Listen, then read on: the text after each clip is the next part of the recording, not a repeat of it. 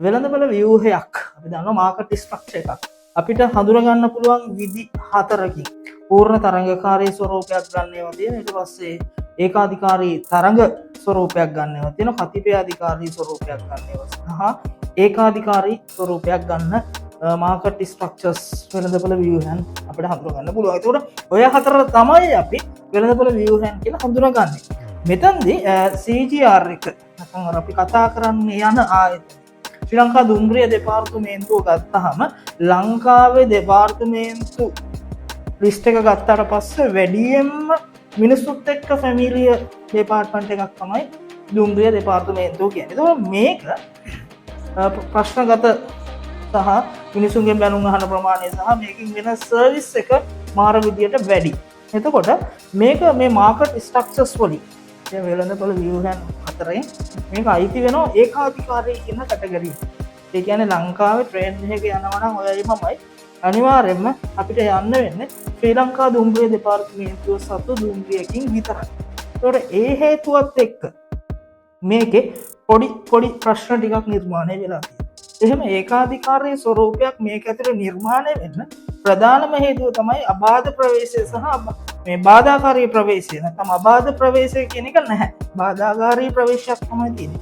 ඒකට ප්‍රාග්ධන සම්පත් සම්පාදනය කර ගැනීම ගැටලුව. කියන්නේ ඔයාට කෙට හිතුනොත් දුම්රියක් පාරට දාන්න ඕන කියලා ඒක කරන්න බෑ.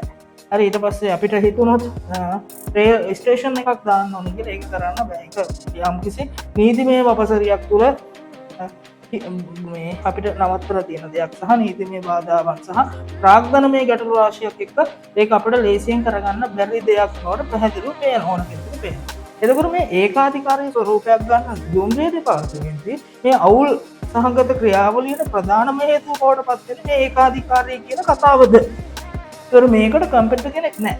මේකට තරඟකරුවෙක් නැහැ. කියන්නේ ඒකාධිකාරයේ තියෙන ප්‍රධානම ගැටලුව ඕක තමයි. කියන්නේ මෙයාලගේ ප්‍රොඩක්ට් එක කොච්චර ක්වොලිටි වුණත් කොච්චර ක්වොලිටිය නැති වුණත් මේගොල්ලන්ගේ මිල කොච්චර දුරට වැඩි වුණත් මිල දරාගත නොහැකි මට්ටමට ආවත් මෙයාලට පුළුවන් මිල සහ අදාළ භාණ්ඩේ ක්වොලිටි එක තීරණය කරන්න සහ මේගොල්ලන් තුළ ලොකු පෙළඹුමක් නැහැ තරගයක් නැති හින්දා පිරිවැය අඩු කරන්න සහ ඉනෝවේෂන්ස් වලට අලුත් දේවල් කරන්න තියෙන නඹුරුව මාර අඩු මට්ටමක තියෙන්නේ. මොකද මෙයාලා ගෙන් අයින් වෙලා ගැලවිලා මිනිස්සුන්ට යන්න වෙන ඔප්ෂන් එකක් නැහැ. සමීප ආදේශක හෝ දුරස්ථ ආදේශකයක් හෝ නොමැති මට්ටමට මේක ප්‍රබල වෙලා තියෙනවා. ඒතොර ඒකාධිකාරී ස්වරූපයක් ගන්න ආයතනයක් තුළ කටයුතු කරද්දී රජ්‍ය විශේෂයෙන්ම මැදිහත් වීමක් සිදු කළ යුතු විශේෂ අවධානයක් යොමු කරන්න ඕන. මොකද මෙයාලට කම්පිටිෂන් එකක් තරඟකරුවෙක් නොමැති හින්දා මේගොල්ලෝ වෙනම ලෙවල් එකක් තමයි මේන්ටේන් කරන්නේ. එතකොට මොන ප්‍රශ්න තිබුණත් මෙයාලට ඔප්ෂන්ස් නැති හින්දා කියන්නේ මෙයාලගේ කස්ටමර් බේස් එක මෙයාලත් එක්ක හැමදාම රැඳෙන හින්දා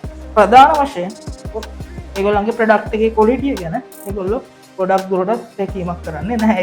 ඒක මේ ආයතනයට පොදු වෙච්ච කාරණයක් නෙමෙයි. සාමාන්‍ය ඒකාධිකාරී ස්වරූපයක් ගන්න ඕනෑම ව්‍යාපාර මොඩල් එකක තියෙන ප්‍රධානම ප්‍රශ්නයක්. එතකොට ප්‍රවේශ ගැටලුයි ඊට පස්සේ මේගොල්ලන්ට ආයතනය කර්මාන්තය සහ ආයතනය කියන්නේ දෙකක් නෙමෙයි එකක්.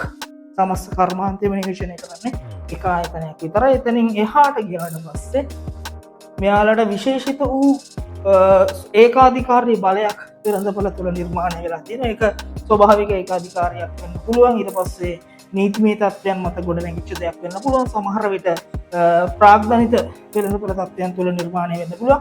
මොනියම් හෝ හේතුවක් හින්දා ඒකාධිකාරී වෙළඳපොළක් තුළ ඒකාධිකාරී බලයක් මේ ආයතනයට හිමි වෙලා තියෙනවා. එතකොට ඔය කියන හැම දෙයක් එක්කම වැඩියෙන්ම පීඩාවට පත් වෙනන්නේ මේකේ කස්ටමර් නම් පොඩි අවුලක් නිර්මාණය වෙනවා. එතකොට මේ ගැන පැහැදිලි දැකීමක් කළ යුතුමයි. මොකද මෙයාලා ගොඩක් දුරට මේ ස්ට්‍රක්චර් එකේ තියෙන ඒගොල්ලන්ට තියෙන මේ ඇඩ්වාන්ටේජ් එක ඒගොල්ලෝ මාර විදියට යූස් කරනවා. මොකද ඒකාධිකාරී ආයතනය අපි ගත්තොත් මෙතනින් එහාට වෝටර් බෝඩ් එක ගන්න පුළුවන්.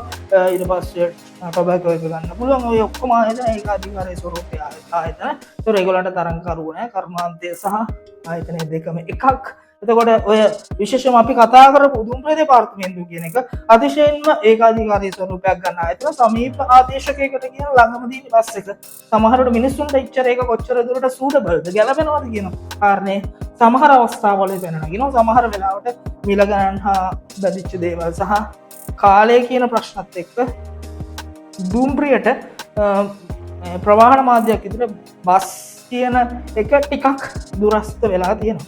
ඒ හරහා තවදුරටත් මේගොල්ලන්ට හැකියාව ලැබිලා තියෙනවා. ඔයගොල්ලන්ගේ ඒකාධිකාරය මේන්ටේන් කරන්න.